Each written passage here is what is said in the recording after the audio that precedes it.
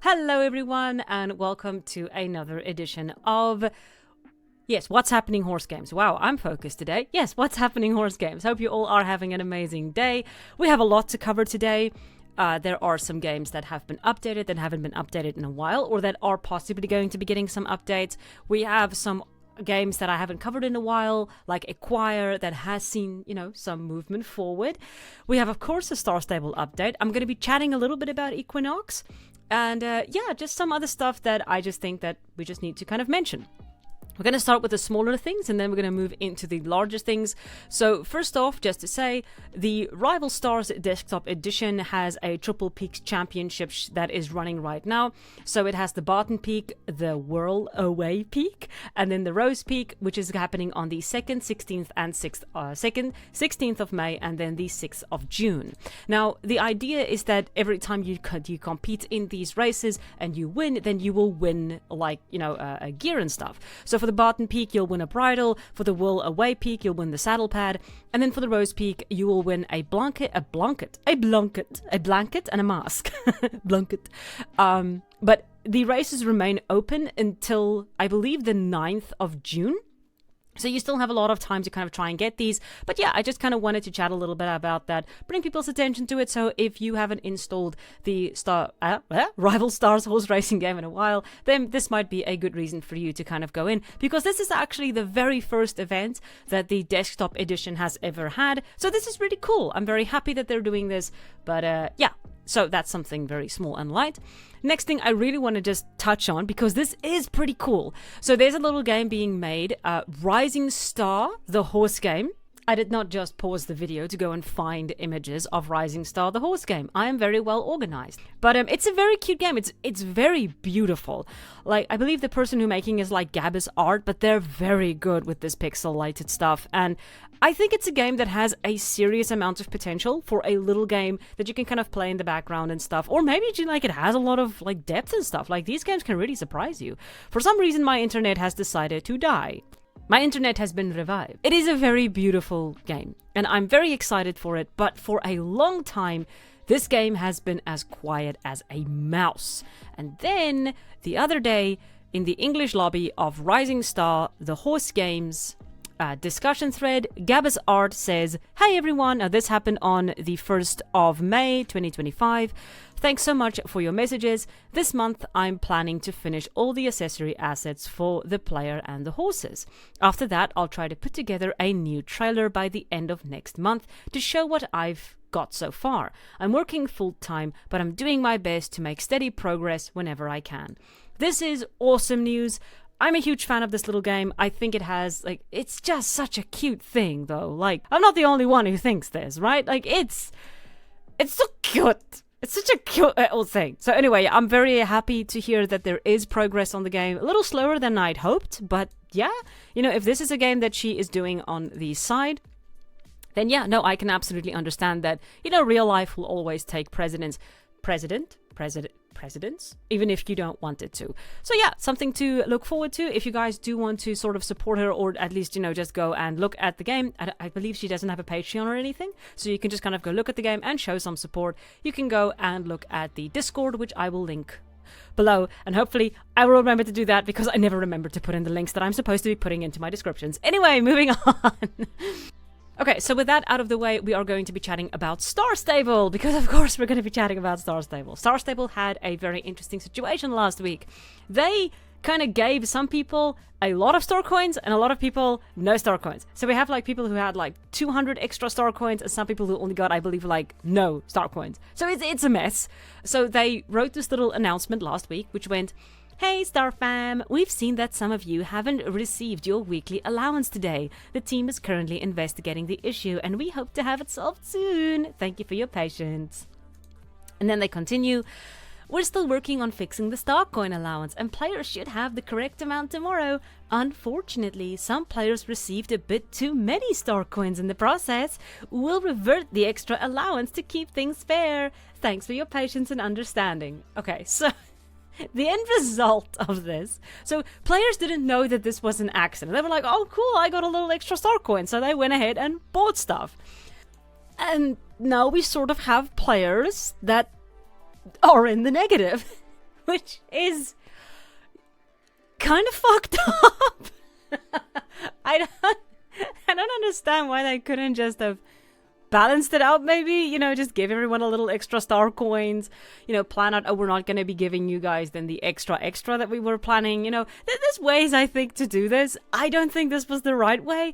I really don't know how Star Stable should have sort of, you know, handled this. So some people are speaking up about it. So one says about the 300 star coin mistake thing, whatever it was, having debt in children's horse game is insane.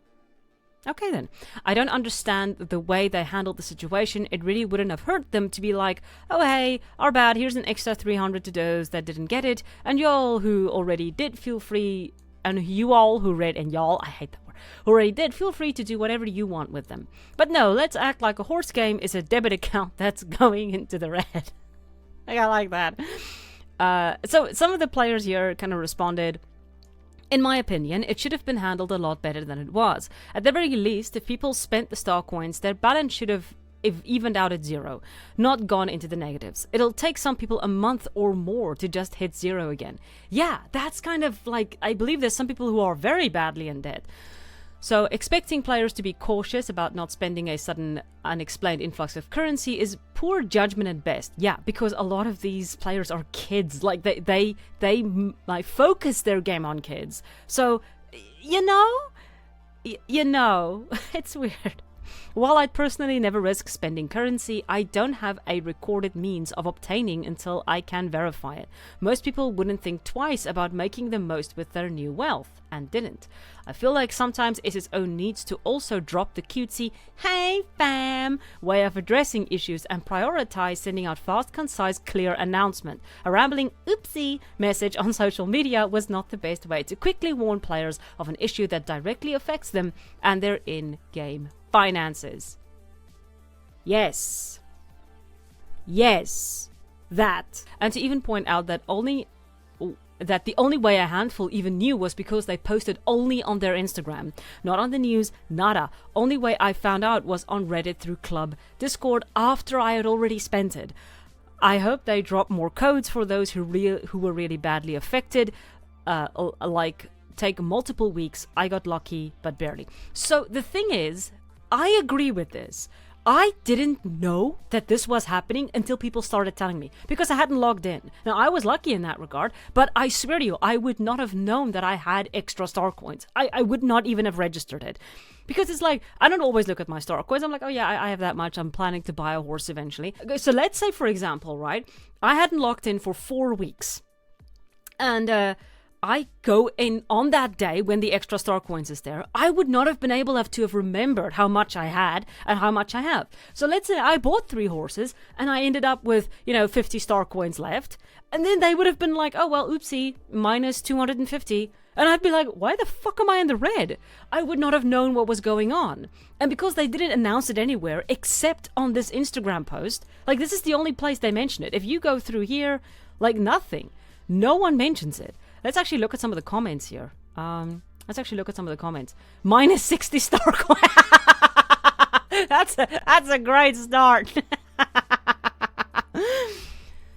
But yeah, it's like how it's actually done. Minus 60 star coin. Minus 60 star. But yeah, so this is a situation that they have not sorted out. Hopefully they will be sorting it out soon, because it is, I believe, a huge problem for a lot of players right now. Like, there are a lot of players that are still, like, in the minuses. I don't know how they're going to handle it. I kind of see their side. I kind of see their side. I kind of see the player side. It's a difficult thing, but I do agree they should have handled it a little differently, especially since their main audience is kids, because a lot of kids just would not understand why they're in the minuses when you gave them something and then took it away. Like, a lot of them are just not going to understand that. And I understand. Like, they won't understand that. They'll be upset about it. So, yeah, rather, sort that out in a better way, I think. But yeah. Okay, so the next one that we are going to be chatting about is Equire. Equire is a game also being developed by one person, and they have sort of, been doing a lot of updates. So this is a brand new teaser. There we go. That's a brand new teaser trailer that they're making, and it's starting to look like really good. They did update. We're going to get into the update like announcement right now, but as you can see, like the UI has changed, the lighting has changed. It looks good. Like remember, this is a one developer. Like this is one person working on this. But yeah, this looks good. Now, I don't know how it's going to translate to the game because I was a little disappointed by Unbridled. I don't know if this game is going to have much the same problems like Unbridled did. But, from what I am seeing of the, just the look of it, it doesn't look too bad. So let's go into the dev vlog update that they made. So they say, let's start with some exciting recent news. The teaser for Equire has just released, and I'm incredibly grateful for all the positive feedback I've received. Yeah, no, the trailer looks good. It's been my most successful post so far. Please, everyone go like it more. Go, everyone who watches this video, go like the video even more so that he can get even more likes. I am expecting at least another 100 likes, please. Okay. Horses now have coats, and I'd love to give you a quick look into how the system behind them works. So essentially, I'm just gonna sum this up real quick. There are going to be two genes in the game. There's going to be a kind of right gene and a left gene. So it sounds weird, but it was essentially the way that he describes this is these can be either identical. In example, both genes say bend to the right, or different. One says right, the other says left. When two horses mate, each parent randomly contributes one copy of each gene to the foal, determining its coat pattern. This is such an interesting thing to kind of see how developers sort of approach the problem of genetics in games. I love this. This is very cool to hear, like how they sort of approach it. So there are genes that determine the base coat color. These are called extension and agouti. Depending on their versions, a horse can have a black, bay, or chestnut base. Then there are dilution genes like champagne and cream, which modify the base color in unique ways and can even be combined. Finally, additional genes control the size and amount of white patterning on the coat. Randomized pattern generation ensures that no two horses look exactly alike. So this actually sounds, I think, very good. I think that a lot of people will find this interesting, especially people who do sort of enjoy the idea of breeding for genes and sort of figuring that out. That is awesome. I'm very happy that that this is something that a lot of players are going to enjoy. I personally I'm not that focused on genes and stuff, but I absolutely see the appeal in it because it's kind of like a puzzle that you're figuring out in a way, and I can totally see how that would kind of, make people love a game. So lighting improvements. So in a very different corner of the game, I've reworked how lighting works.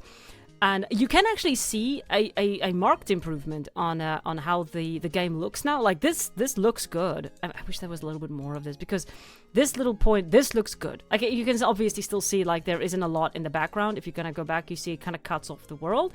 Not sure if this is going to be a singular instance. So much like Unbridled, we're probably going to have what do you call it? Like I'm just gonna pause it there. But we're gonna have oh, it's on the tip of my tongue. Hang on. Instances where you kind of have like levels. I think that he's possibly going to go for that as well because it is just a lot easier for single game developers to do that. Anyway, I'm rambling now. But yeah, so I'm very happy that the developer is still working very hard on his game, and I need to be more active in communities. I'm very quiet. I'm just going to write that up. Oh, come on! Anyway, sorry. I'll write it up when I log in, I promise. But yeah, go check out Equire if you haven't already. I think the developer is doing very well, and I think that it's a very realistic scope game for people who are... Oh, wait, there was one more update. Wait. So, building and furniture. I've also added a ton of new furniture, wardrobes, shelves, saddle holders, and more. On top of that, I've overhauled the building system for walls and floors to give you even more customization options. For example, you can now use different materials on each side of a wall. Now, this is a huge thing for this game. It has a lot of building options. You can actually see it here in the trailer. Like, I think it was here somewhere. Where did I see that? Yeah, here. You can see that. Like, right there. You can see it. Like, there's a lot of building options. This is one of the big things of this game. It's very customizable. So something else to look forward to. And yeah, let's move on to the next one. Oh, this was just a funny ass screen. I don't know if this is real. If this is real, it's hilarious, but minus 10,000 euro shillings. I just thought it was funny. I don't think it. Also, the execution. Death. It's like just death. Anyway, I think this is photoshopped, but it's a funny Photoshop. There you go, something to giggle about. So next up is Ranch of Rivershine. Now this update was already made like in March, 1st of March, but there is something here that I really want to talk about. So it's like horse illnesses, remedies and poultices, boosts and tonics have been added. The weather system, like this game has had so many updates. Like if you have not played this game by now, go and play it. This is a very good horse game. And if the graphics put you off, I'm sorry, but get over it. It's such a good game, you're missing out. So, sorry.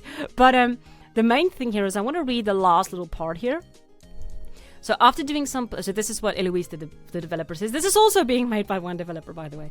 So after doing some planning for the full release, I've decided to combine the last two updates on the roadmap, Home Sweet Home and Village Life, into a single bigger content update that will mark the full release of the game.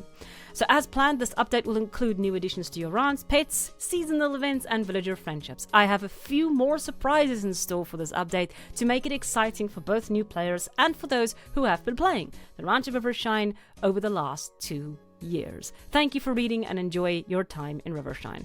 I just wanted to kind of mention this. So the next update is going to be the final update, I think, for the release. So you can maybe wait for that. I'm going to wait for it because I just want to enjoy this game as it was intended. Like, you know, as it was intended. I'm so angry I didn't see this petition thing. Oh man, I'm so sad. I wanted to get this plushie. But anyway, yeah, if you haven't played Ranch of Rivershine, go and do yourself a favor, get the game. It's a great little game. I've had so much fun with it. And it's very cheap right now. Like, you're gonna get it for very cheap before it is released. So grab it. Go grab a game. Go. Why are you still here? Go! Close the video and go get the game. Sorry. I want to make this clear. Like, this is the third time I'm recording this section because I keep, like, turning off my mic or accidentally just hitting the pause button on the record. I am, like, so tired of this. Alright, so Equinox. Let's talk about Equinox. Equinox is a game being developed by Blue Scarab. Oh, let me just check here. Yes, I am recording. A game being developed by Blue Scarab Entertainment, and they are making, and it is going to be a horse MMORPG. Because, yeah, I know the title for this video is a little provocative, or evocative? Provocative? Which one? Provocative, evocative. The one that pokes you and makes you angry, that one. So it's a little bit that, but I'm going to explain where my thought process kind of came up in there. So, Blue Scarab Entertainment is a new game studio headquartered in Stockholm, Sweden, with a hybrid and remote workplace. The studio is developing an original IP, a story-driven MMORPG built using Unreal Engine 5 with a unique blend of cozy escapism and mystery. Awesome. Blue Scarab Entertainment is founded by a team of 20-plus-year industry veterans who led development on Battlefield, World of Warcraft, Age of Conan, IMVU, Star Stable Online, and Helldivers 2. So that is like prime people here. Like, those are like cream of the crop, like, developers. So Blue Scarab Entertainment is thrilled to announce the establishment of a new game studio headquartered in Stockholm. The company has secured $7 million in its seed investment led by NetEase Incorporated and Behold Ventures. Other key investors include Raw Fury founder Jonas Antonsen, Betware founder Olafur Andri Ragnarsson. Whoops, Ragnarsson. Ooh. And Creandum founder Steven Lindeberg. So, just to kind of cover here, a seed investment is the initial investment that you need in order to start up your business. So what this means is that they could potentially get even more investment later down the line if the game does well, so then they can get more investment in order to make the money back that they are putting in here. But $7 million shows that these companies have a lot of faith in this product or project to bring the money back in. They're putting in money in order to get money back. That's sort of an investment, right? So, covering real quickly, I have done some very preliminary research into this, but NetEase is the people who sort of, you know, pumped in money into this company.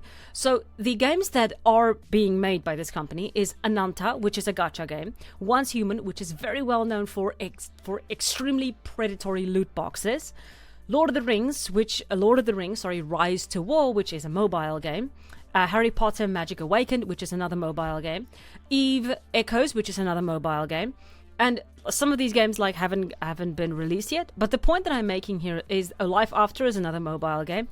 But it's a lot of mobile games that are being made, or gacha games, or loot boxes, online type style games. So these are games that are going to generate consistent revenue in the future. So that's sort of the idea with this company. Now this is fine. I want to make this absolutely clear. There is nothing wrong with wanting to make money out of your game. You should want to make money out of your game. That is good. I want to see people make money. No, that's sorry. I thought for a moment it was an AI image. God, it could. Oh, I think it's an AI image. Is it? Yeah, because yeah, I think it is. Oh man, I think it is. Yeah, you see, it could actually be an AI image because the windows are different sizes. So there's like 3 panes, there's 4, there's 3 again. Like that, the window panes looks very murky. Also, what is this? It's like, is that like it's halfway into the house?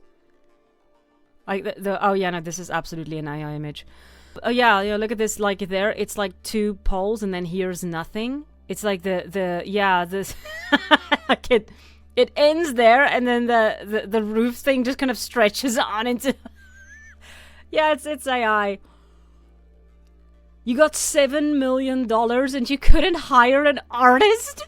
You got $7 million, and you couldn't just hire a freaking artist to do your artwork? Blue Scarab, you should be ashamed. For shame, Blue Scarab. Look at this. This is a... It just gets worse the more you look at it. Oh, fuck. Anyway, but... Oh, God, sorry. That was just like a tangent. Where was I? Oh yes, making money. Making money is perfectly fine. It should be part of it. Just use the money on real artists. Like, it's not that deep, dude. Just use artists. So now we're going to look at exactly what they say about sort of the payment and the additional costs for the game. So this is what they say in their frequently asked questions, and I want to talk about this. So, will the price change in the future, or will there be additional costs? And they say, we want to continue to deliver great story content, and as a small studio with no major publisher backing us, we'll be using a monthly subscription system to do so. Players who join us during the early access period will get a lifetime subscription. So the next thing that they say is about monetization. Will additional horses be bought with virtual currency, or will it be a bundled DLC? So they say the intention is to provide options for both in the future. That currency will be earned in-game or provided via the subscription benefits. So when a horse is available as DLC, it will also be available for purchase with your subscription currency. So what this tells me, and again, this is just what I'm drawing from this, if we look at Star Stable's if we look at Star Stable, let's go look at Star Stable for a second. So if we look at Starcoin, at like the Star Stable concept, we have okay, we're gonna ignore this one. We're gonna ignore the lifetime. So that's not what they're gonna have. We're not gonna have a lifetime, except for the players who are currently coming into early access. So if we look at 3 months, you pay once, and then you get 100 star coins every week. And with those coins, what can you do? You can purchase the DLC, which are the horses, right? Am I wrong here? So they are sort of, in my opinion, from what I can see, are moving towards a Star Stable type. You have to pay a subscription fee, and then with the currency that you make possibly in the subscription, that money is going to be able to be used then to purchase other stuff. Now, they do say that that currency will be earned in-game. The reason why I found it interesting is because, as they state, from their own like thing, here they say, and they make it very clear that one of the people who worked there was from Star Stable. So they might be using some of those monetization ideas over onto Star Stable. Now, the next thing that I really quickly want to discuss is the idea of subscription models. Subscription models are an interesting beast because they kind of create an interesting sort of problem. Some analysts suggest that the market may be reaching saturation, with growth stalling as subscription spending level off. This is partly due to the popularity of free-to-play games, existing game libraries, and a lack of exclusives. So here is an issue that we have with subscription types things. When you make a subscription game, you are expecting the player to push to be you are expecting to push players to be loyal players, all right? So that's fine. And that's great. You want them to be, as they say here, long-term loyal to specific games, and that sort of creates an interesting issue. So the argument that people are making, and I am going to like put a little bit more like thought and stuff into this, but essentially the vague argument that I've picked up on is that subscription type models have one major issue. They are designed to really only work the first time in a genre. So if you have a subscription model for a first-person shooter and a second first-person shooter also want to be a subscription model, you better make sure that your game is going to be unique enough that the people from the previous subscription model will drop their loyalty, the money they've put into your game, and then move over to into that game and then move over to yours. That is the difficult part with subscription models. You have to convince people to leave something that already has a subscription model. Now, Equinox is kind of stepping into this thing on the back end because they are going to be competing with, you guessed it, Star Stable. Star Stable is currently the biggest horse game MMO. And whatever you want to say about it, and I have a lot to say about Star Stable, they still stand as the giants. Despite Star Equestrian, despite... Well, fuck, is there anything else? Horse riding tiles? Star Equestrian? Yeah, maybe we're not in that big of a problem. But anyway, so maybe they're fine. But the thing is that Equinox is still coming in at the back foot. Because people are still going to have to leave a game that they have pumped money into, time into, investment into. They have to leave that and then move over to another game. Now, I'm not saying this can't happen. I'm not saying that. What I'm saying is that Equinox sort of has a slight uphill battle in this regard when it comes to subscription models. Because remember, the people who are in Star Stable do not only have to leave Star Stable, they have to convince themselves to go to Equinox, drop all the investment they have in Star Stable, and then pay Equinox yearly or monthly. So they're going to have to convince themselves to stay in a game where they're going to have to support that game forever. That is going to be a difficult sell. I'm not saying it's not possible. What I'm saying is it is a difficult sell. What I also don't like... Oh God, dog, please, please. God, my dogs. I have sheep, I have dogs, I have cats. I need to get me some goldfish. I need to buy me some goldfish. Okay, so Equinox is... Just to kind of close this off, I think Equinox is a great idea. I think it has a lot of great...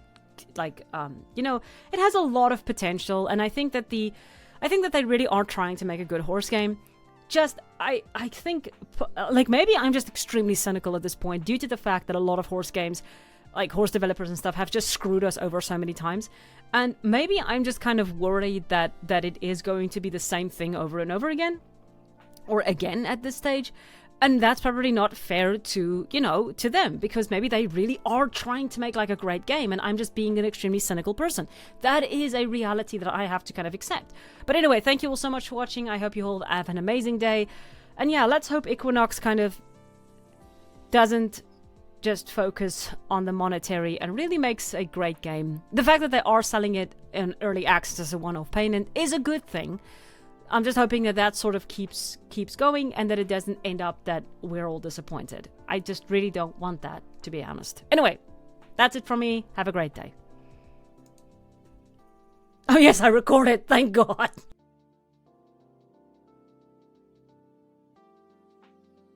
So funny.